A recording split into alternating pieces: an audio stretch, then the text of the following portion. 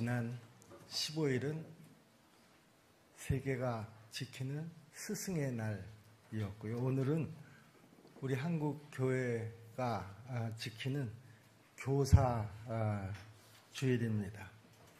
우리 선생님들의 헌신과 수고와 더불어서 교육이 얼마나 중요한가 하는 것에 대해서 돌이켜보는 그런 시간이기도 합니다. 누구를 가르친다라고 하는 것은요, 큰 책임이 뒤따르기도 하지만 또 반면에 큰 보람을 느끼게도 하는 그런 자리이기도 합니다. 지난 한 주간은 참 행복한 한 주간이었었는데요.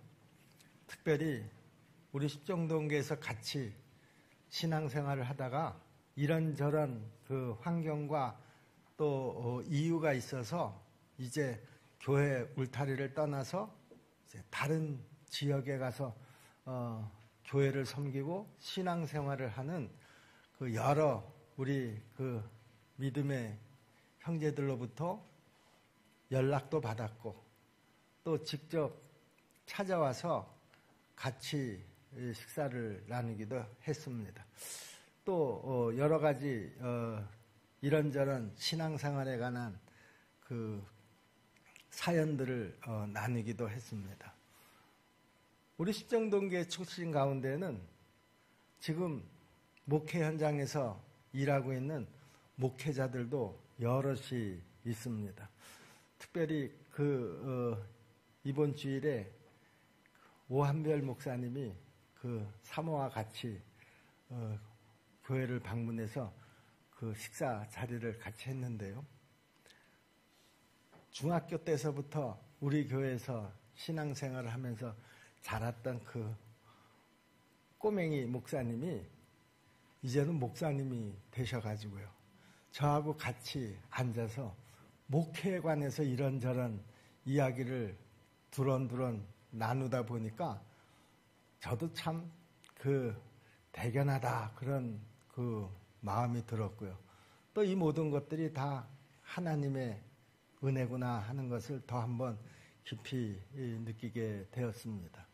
또 우리 교회에서 신앙생활을 하던 우리 청년이 목회자 가정에 며느리로 들어가서 신랑을 데리고 또 찾아왔습니다. 그 신랑이 이렇게 잘 훈련을 시킨 제 아내를 자기 가정에 보내주셔서 그 믿음의 가문을 이루어가게 해주신 거 감사합니다. 우리 교회에서 전혀 신앙생활을 하지 않았던 그 신랑이 오히려 그 좋은 아내를 맞이하게 된 것에 대해서 교회를 찾아와서 감사를 표할 때는 정말 마음이 뿌듯했습니다. 우리 교회 성도들 가운데서도 그 우리 십정동교에서 신앙생활을 하게 된 것 참 감사합니다. 그 감사를 이야기하는 그런 성도들도 있었고요. 또 심지어는 멀리 그 외국에 나가서 지금 살고 있는 우리 십정동교의 1호 지휘자 선생님 여러분 기억하시나요? 오래되신 분들은 다 잘 알고 있으리라고 생각합니다. 이지연 선생님이라고요. 문자와 동영상이 왔습니다. 목사님, 우리 십정동교회에서 양육받았던 그 믿음을 가지고 멀리 베트남 호치민에서 지금 신앙생활을 하고 교회를 섬기고 있는데요. 생각하면 생각할수록 목사님 감사합니다. 이지연 선생님이 성악을 전공했잖아요. 그래서 스승의 노래를 자기가 직접 불러서 그 목사님에게 고마움을 전하겠습니다 해서 동영상을 보내주었어요. 여러분들도 이지연 선생님 목소리가 아득하지 않습니까? 우리 한번 목소리를 듣고 말씀을 계속 듣도록 하겠습니다.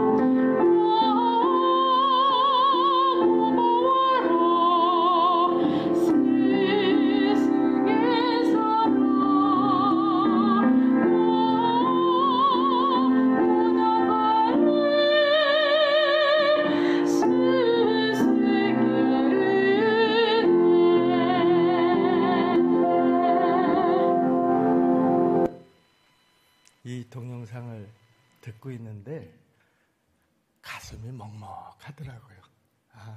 이것이 바로 가르치는 자의 보람이 아닌가, 그런 생각을 하게 됐습니다. 여러분, 교육이라고 하는 것이요, 좋은 학교나 또 그 학교의 건물이나 시설이나 또 좋은 교구제들을 통해서 만들어지는 것이 아니라 좋은 부모, 좋은 스승, 좋은 성경 교사를 만나게 되면 저는 그 인생이 행복해지고 그 사람의 운명이 달라지게 된다고 분명히 믿습니다. 또 저는 그런 믿음을 가지고 저에게 맡겨진 그 양들을 나름대로는 열심히 가르친다고 가르치고 있습니다. 그런데 우리가 설령 좋은 부모 밑에서 자라거나 또 아니면 명문 학교를 다니지 못했을지라도요, 우리가 반드시 만나야 하는 또 한 분의 교사가 있다라고 하는 사실입니다. 누구든지 우리가 그분을 만나기만 하면 우리의 영혼이 구원을 받고 영생을 얻게 하는 아주 참 좋은 교사가 계십니다. 과연 그런 교사가 누구일까? 창조주 하나님께서 우리 인간을 하나님의 모양과 형상을 따라서 지으시고 난 다음에요, 우리 인간을 위해서 준비해 주신 에덴 동산에서의 어떤 수고와 노력도 필요가 없이 오직 창조주 하나님에 대한 신뢰함으로 아담과 하와는 영원한 행복을 누리게 되었습니다. 그러므로 인간은 모든 것이 다 완벽하게 준비된 에덴 동산에서요, 이제 내가 무엇을 먹을까 염려하거나 또 내가 무엇을 얻기 위해서 수고를 해야 할 필요가 단 한 가지도 없었습니다. 오로지 하나님을 신뢰하고 하나님께서 준비해 주신 그 모든 복들을 그냥 즐기고 누리기만 하면 되었습니다. 하나님은 마치 자녀의 행복한 모습을 보고 행복해하는 부모의 마음처럼요, 에덴 동산에서 행복해하는 인간을 보시는 것만으로도 기뻐하셨습니다. 이런 인간에게 하나님은 아무것도 요구하지 않으셨는데요, 그런데 단 한 가지, 그와 같은 행복을 누리게 하시는 하나님을 인정하고 경외하고 감사하고 그 하나님에게 영광을 돌리고 그 말씀을 끝까지 신뢰한다라고 하는 증거로요, 말씀에 순종하는 믿음, 이것 하나만은 분명히 요구하셨습니다. 그 말씀에 순종하는 믿음이 바로 동산 중앙에 있는 선악을 알게 하는 그 나무의 열매를 따먹지 말라 하는 그런 명령이었습니다. 창세기 2장 16절 17절 말씀이죠. 여호와 하나님이 그 사람에게 명하여 이르시되 동산 각종 나무의 열매는 네가 임의로 먹되 선악을 알게 하는 나무의 열매는 먹지 말라. 네가 먹는 날에는 반드시 죽으리라 하시니라. 자, 여러분, 그런데요, 이 말씀을 우리가 아무리 곱씹어 봐도 이 말씀을 우리 인간이 그렇게 지키기가 어려울까? 저는 그렇게 생각하지 않습니다. 여러분들도 한번 생각해 보시기 바랍니다. 그 동산 중앙에 있는 나무의 열매를 따먹지 마라, 이 명령을 지키는 게 그렇게 어려웠다고 생각합니까? 우리들도 충분히 그 정도쯤이야 얼마든지 그 명령을 따를 수 있겠다, 아마 그렇게 생각하리라고 생각을 합니다. 그냥 내가 마음으로 하나님께서 하신 말씀을 신뢰하고 그 말씀에 내가 무조건 순종하기만 하면 되는 그야말로 아주 쉬운 명령이었다라고 하는 것이죠. 자, 그런데 그럼에도 불구하고요, 인류의 조상이 되는 아담과 하와는 뱀의 말을 듣고 하나님 말씀보다 그 말을 더 신뢰했기 때문에 하나님께서 따먹지 말라 한 이 선악과를 따먹는 죄를 범함으로써 결국 죄와 고통과 죽음과 영원한 심판에 이르게 되었다라고 하는 것이죠. 그 결과 타락한 아담의 자손인 인간은 누구를 막론하고 이성으로는 하나님을 알 수 없는 영적인 무지와 자의지로는 하나님이 기뻐하시는 선을 행할 수도 없는 그런 무능력한 존재가 되고 말았다라고 하는 것입니다. 이런 인간이 어떻게 하면 본래 거룩하신 하나님의 형상이었던 인간의 성품을 다시 회복시킬 수가 있을까? 과연 그것이 교육으로 가능할까? 인간이 좋은 책을 많이 읽고 공부를 많이 하게 되면 정말 그 에덴 동산의 최초의 인간의 그 선한 성품을 회복할 수 있을까? 물론 그것은 답이 아니다. 이렇게 단언해도 좋을 만큼이요.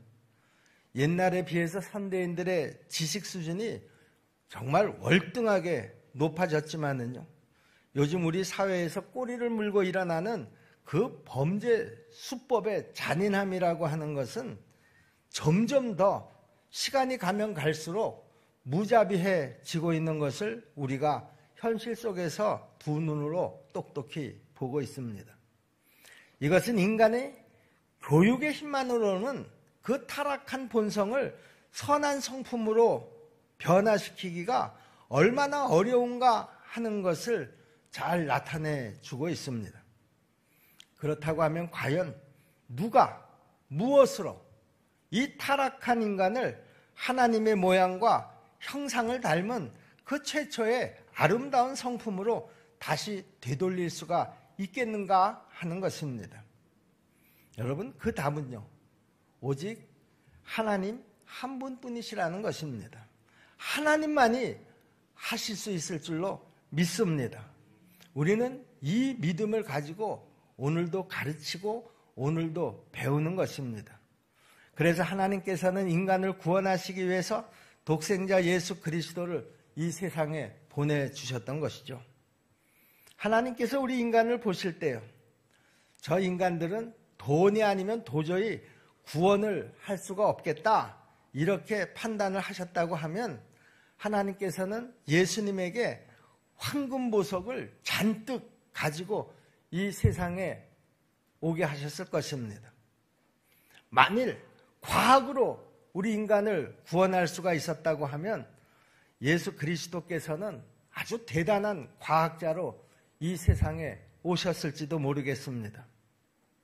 하나님께서 보실 때요, 우리 인간이 범죄하고 타락하게 된 근본 원인이 하나님 말씀에 대한 무지와 불순종으로부터 시작이 되었기 때문에 하나님의 독생자를 이 세상에 보내실 때 말씀이 육신이 되신 예수 그리스도를 이 땅에 보내신 것이라는 말이죠. 요한복음 1장 14절 말씀입니다. 말씀이 육신이 되어 우리 가운데 거하심에 우리가 그의 영광을 보니 아버지의 독생자의 영광이요 은혜와 진리가 충만하더라 그랬습니다. 그래서 예수님은 세상에 오셔서 오로지 하나님의 말씀인 그 성경을 가르치시고 또 하나님의 사랑을 깨닫게 하시고 또 구세주를 믿게 하시고 하나님 말씀에 순종하게 하는 일만을 위해서 당신의 공생의 내내 일하신 것입니다. 마태복음 4장 23절 말씀을 보시면은요, 예수께서 온 갈릴리에 두루 다니사 그들의 회당에서 가르치시며 천국 복음을 전파하시며 백성 중에 모든 병과 모든 약한 것을 고치시니 그랬습니다.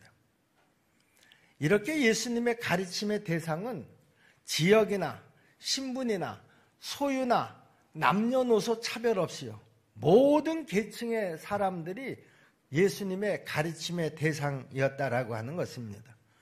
예수님의 가르침은 장소도 제한이 없었습니다.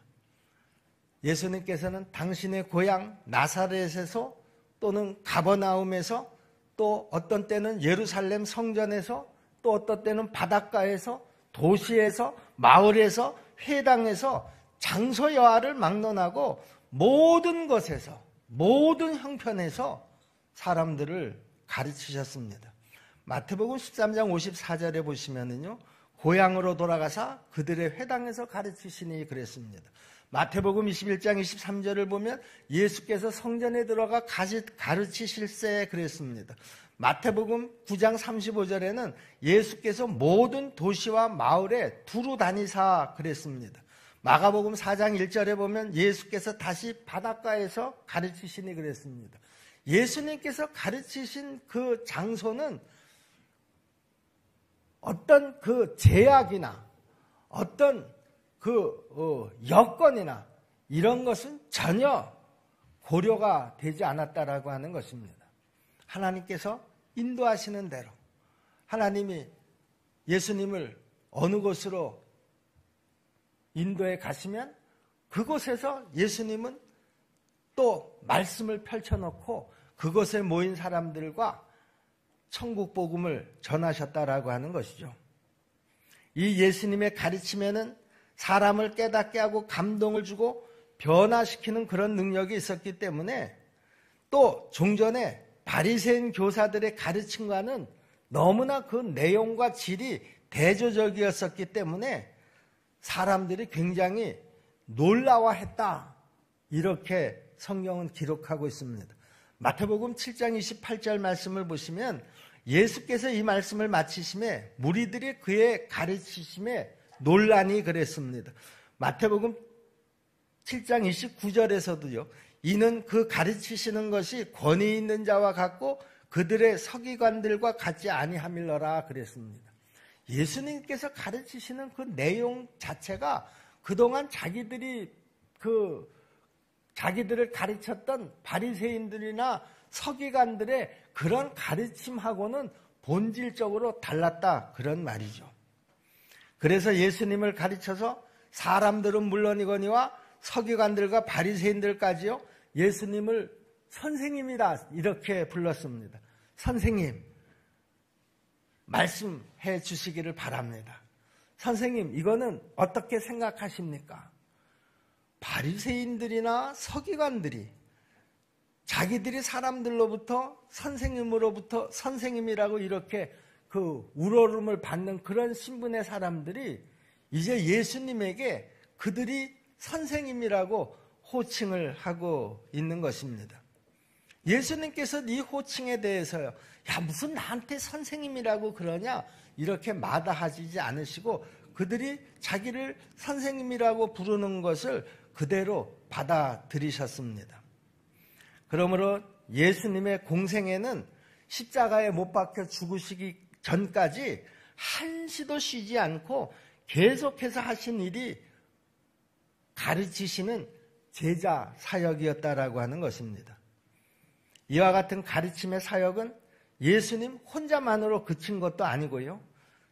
예수님께서 부활 승천하시기 직전 마지막으로 제자들에게 당신이 이 땅에 계실 때 하셨던 그 일을 제자들에게 다시 위임을 하실 정도로 내가 지금까지 한 일을 너희가 계속해서 이어서 해다오 하는 그런 정도로 예수님의 그 제자 사역, 가르치시는 사역은 아주 중대한 그런 사역이었다라고 하는 것입니다. 마태복음 28장 19절 20절 말씀이죠. 그러므로 너희는 가서 모든 민족을 제자로 삼아 아버지와 아들과 성령의 이름으로 세례를 베풀고 내가 너희에게 분부한 모든 것을 가르쳐 지키게 하라. 볼지어다 내가 세상 끝날까지 너희와 항상 함께 있으리라 하시니라. 예수님께서 당신의 공생의 기간 동안에 하셨던 그 일들을 그 제자들에게 다시 잘 이 일을 너희가 이어서 해달라 이렇게 당부를 하신 것이죠. 그래서 오늘날 교회가 그 예수님의 명령을 따라서 가르치는 이 제자 사역을 하나님께 예배를 드리고 사람들에게 복음을 전하는 일과 더불어서요 교회의 가장 중요한 사역으로 삼고 있는 것입니다. 임마누엘 칸트라고 하는 철학자는요 이런 이야기를 했습니다. 인간은 교육을 통해서만 인간이 될 수가 있다. 그리고 인간을 교육을 받을 수 있는 유일한 동물이고요. 교육을 통해서 동물성 대신 인간성을 가지게 된다. 이렇게 이야기를 했습니다. 이것은 누구나 다 인간으로 태어나지만 정작 인간답게 살려고 하면 교육을 받아야 인간답게 우리가 살 수 있다라고 하는 그런 말이죠. 우리가 인간으로 태어났지만 제대로 교육을 받지 못한다고 하면 우리는 인간답게 살지 못하게 된다, 그런 말입니다. 신앙적인 측면에서도 저는 마찬가지라고 생각을 합니다. 설령 내가 예수 그리스도를 믿고 세례를 받았다고 할지라도 그 뒤에 신앙 교육을 제대로 받지 못한다고 하면 정작 내가 그리스도인답게 살 수 있게 되지 못한다라고 하는 것이죠. 아무리 내가 예수를 믿어서 그리스도인이 되었다고 하더라도요, 그 사람이 제대로 신앙 교육을 받지 못했다고 하면 그리스도인다운 삶은 살 수가 없다라고 하는 그런 말입니다. 그러므로 교회 안에서 시행되고 있는 이 기독교 교육의 목적은 뭐냐? 어느 신학자가 이런 얘기를 했습니다.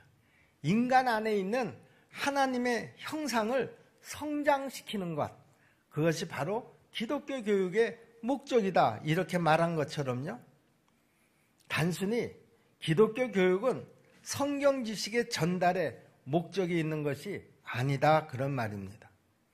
성경 말씀의 가르침을 통해서 죽어버린 인간의 그 영성을 다시 깨워가지고 그리스도 예수의 마음과 그 성품을 닮아가게 만드는 그런 영적인 재련 작업을 통해서 그 교회의 건강성, 그 교회의 순도를 높이게 되는 것이다라고 하는 것입니다.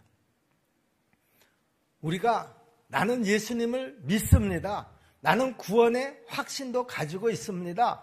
그리고 우리가 그냥 그 믿음으로 끝나버린다고 하면 정작 하나님께서 원하시는 예수 그리스도를 닮는 그런 삶의 모습은 우리 신앙생활에서 구현시킬 수가 없다라고 하는 것이죠. 사도 바울에게는 여러 명의 제자들이 있었습니다. 디모데도 그 중에 한 사람이었는데요. 디모데는 사도 바울이 예수를 믿게 한 그런 직계자는 아니었습니다. 그럼에도 불구하고 예수님이 디모데를 자기 믿음의 아들로 삼을 정도로 그렇게 사랑한 것은요, 그 디모데의 아주 독실한 믿음 때문이었다라고 하는 것을 우리가 잘 알고 있습니다. 디모데후서 1장 5절 말씀이죠. 이는 내 속에 거짓이 없는 믿음이 있음을 생각함이라. 이 믿음은 먼저 내 외조모 로이스와 내 어머니 유니게 속에 있더니 내 속에도 있는 줄을 확신하노라. 사도 바울은 오늘 우리가 읽은 이 성경 본문 말씀을 통해서 디모데에게 한 것이 바로 그 외조모, 또 그 어머니가 성경 말씀을 가르쳐 주었기 때문이라고 하는 사실을 잊지 말라, 이렇게 성경에서 당부를 하고 있는 것입니다. 디모데후서 3장 14절 말씀을 보시면은요, 그러나 너는 배우고 확신한 일에 거하라. 너는 네가 누구에게서 배운 것을 알며 또 어려서부터 성경을 알았나니 성경은 능히 너로 하여금 그리스도 예수 안에 있는 믿음으로 말미암아 구원에 이르는 지혜가 있게 하느니라. 물론 디모데의 외할머니인 로이스나 또 디모데의 어머니인 유니게는요, 유명한 무슨 그런 교사는 아니었었습니다만은요, 그냥 평범한 가정주부였지만은요, 그들이 가정에서 당신의 손자에게, 당신의 아들에게 그 성경 말씀을 꾸준히 가르쳐 주었기 때문에 디모데가 신앙 양심을 지키고 거짓이 없으면서도 눈물이 있는 모범적인 교회 지도자가 될 수 있었다라고 하는 것이죠. 오늘 우리가 살고 있는 이 시대에 정말 시급한 것이 무엇이냐? 경제 발전일까요? 저는 그렇게 생각하지 않습니다.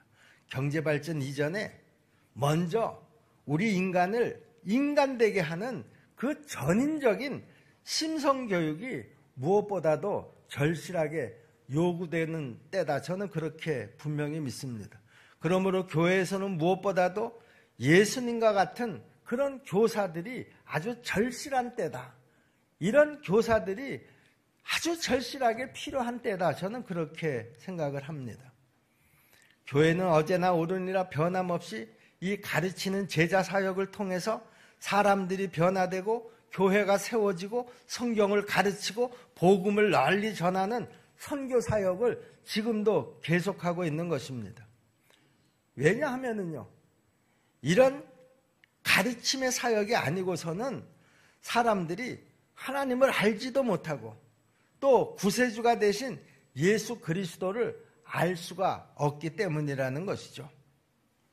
오늘 우리가 교사주의를 맞이해서요, 가정에서 우리 자녀들에게 성경을 가르쳐야 할 사명과 책임이 있는 우리 부모들과 더불어서요, 주일학교에서 또 구역 조직에서 성경을 가르치고 있는 모든 교사들의 책임과 역할이 무엇보다도 저는 더 중요한 때다, 이렇게 분명히 믿습니다.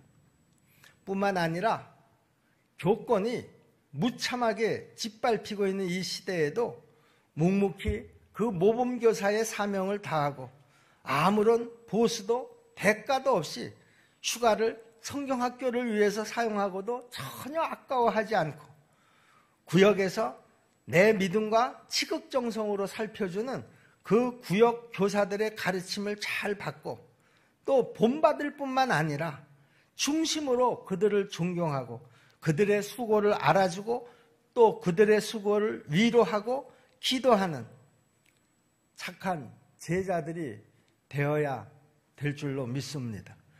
디모데전서 5장 17절 말씀을 보세요. 잘 다스리는 장로들은 배나 존경할 자로 알되 말씀과 가르침에 수고하는 이들에게는 더욱 그리할 것이니라. 이렇게 하면 언젠가 나도 부모님처럼, 언젠간 나도 그 선생님처럼, 그 주일학교 교사처럼 다른 사람에게 좋은 영향력을 끼치는 좋은 교사들이 되어서요, 다음 세대를 행복하게 만드는 하나님의 뜻대로 이 세상을 만들어가는 좋은 교사들이 다 될 수 있을 줄로 믿습니다. 우리 모두가 다 이런 가르치는 사역에 대한 그 사명감으로 우리 십정동교회가 다 하나 될 수 있기를 간절히 바랍니다. 그래서 우리 십정동교회에서는 가르치는 자를 누구보다도 존경하고 또 그들의 수고를 위로하면서 우리가 서로 신앙생활에 도움이 되는 그런 성도들이 다 될 수 있기를 주님의 이름으로 축복합니다. 기도하겠습니다. 은혜로우신 아버지 하나님,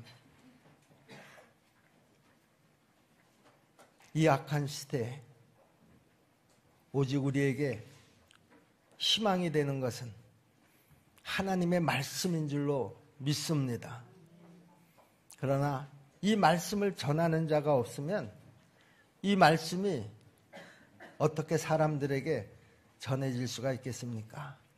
은혜로우신 아버지 하나님, 우리 십정동교회 모든 성도들에게 이 귀한 사명을 허락하여 주시옵시고 가정에서 자녀들을 하나님의 말씀으로 가르치는 그 선한 부모들, 교회에서 학생들을 가르치는 그 교사의 선한 사명감들을 귀하게 여길 수 있도록 도와주시옵시고 우리 십정동교회가 이 가르치는 사역에 최선을 다하는 그런 모범적인 교회가 될 수 있도록 도와주시옵소서.